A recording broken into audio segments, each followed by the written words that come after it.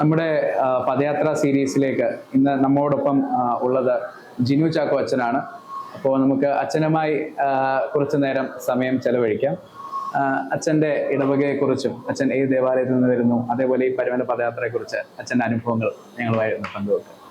ഞാനിപ്പോൾ ശുശ്രൂഷിക്കുന്നത് Niranam ഭദ്രാസനത്തിലെ cent Mary's ഇടവക, ഇലവുങ്കൽ ആനിക്കാട് ഭാഗത്തുള്ള ഇടവകയാണ്. പരിശുദ്ധനായ പരുമല തിരുമേനിയുടെ തൃക്കരങ്ങളാൽ സ്ഥാപിതമായ ഒരു ദേവാലയമാണത്.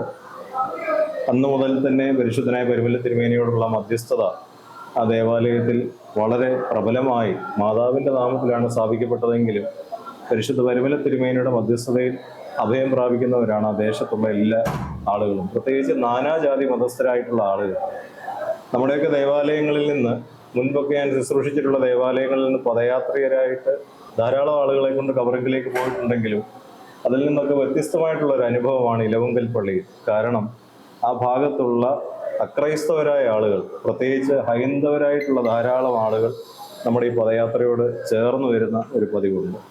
മാത്രമല്ല സഭയുടെ ശ്ലീബാദാസ സമൂഹത്തിലെ ധാരാളം ഭവനങ്ങളുള്ള ഒരു ദേവാലയം കൂടെയാണ് ഇലവുങ്കൽ പള്ളി. വളരെ അധികം നാളുകൾ കൊണ്ട് പദയാത്രയുണ്ട്.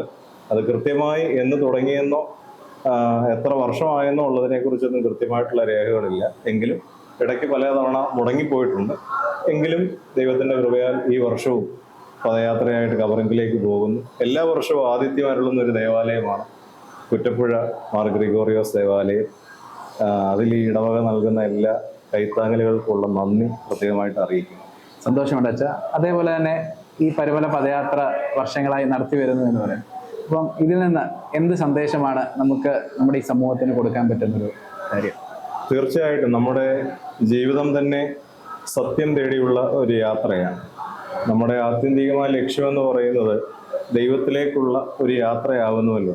നമുക്ക് ദൈവം നൽകിയിരിക്കുന്ന ഏലോക ജീവിതം ദൈവത്തിലേക്ക് എത്തിച്ചേരുവാൻ ഉള്ള ഒരു ശ്രമമാണ് മനുഷ്യൻ്റെ ജീവിതത്തിൽ എപ്പോഴും ഉള്ളത്.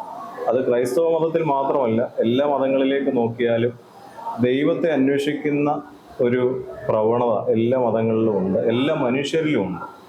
അപ്പോൾ ഇത്തരത്തിൽ ദൈവത്തെ അവരുടെ ഹൃദയത്തിൽ സ്വീകരിച്ച പരിശുദ്ധന്മാരായി ജീവിച്ച മനുഷ്യരുടെ കബറിടം എന്ന് പറയുന്നത് നമുക്ക് വളരെ അനുഗ്രഹങ്ങൾ ഒഴുകുന്നതാണ്. പ്രത്യേകിച്ച് പരിശുദ്ധനായ പരുമല തിരുമേനിയുടെ മധ്യസ്ഥത നമുക്കൊക്കെ അനുഭവവേദ്യമായിട്ടുള്ളതാണ്. അപ്പോൾ ഈ പദയാത്രയ്ക്ക് നടക്കുന്നത് നമ്മൾ ജസ്റ്റ് നമ്മുടെ ജീവിതത്തിലെ എന്തെങ്കിലും കാര്യസാധ്യം എന്നുള്ളതിൽ പരമായിട്ട് ഇങ്ങനെ ഒരു പരിശുദ്ധൻ ഇവിടെ ജീവിച്ചിരുന്നു, ആ പരിശുദ്ധനെ ഞങ്ങൾ ഓർക്കുന്നു എന്നതിൽ കൂടി അദ്ദേഹത്തിൻ്റെ ജീവിതം സ്വാംശീകരിക്കുവാൻ കൂടിയുള്ള ഒരു യാത്രയാണ്. അതാണ് നമുക്ക് നൽകാനുള്ള സന്ദേശം.